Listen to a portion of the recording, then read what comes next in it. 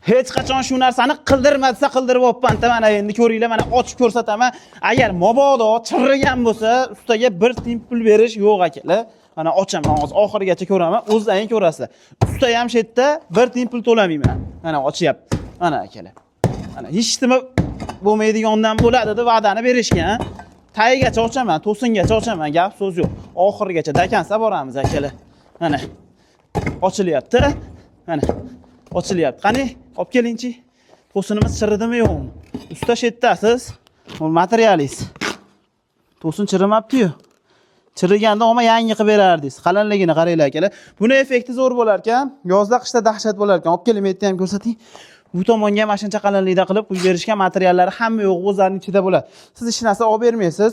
5 sm dan 7 sm gacha qurib berilsa, 35 ming so'm 1 kvadrat metr bo'ladi. 10 sm-lik 45 ming so'mdan bo'ladi.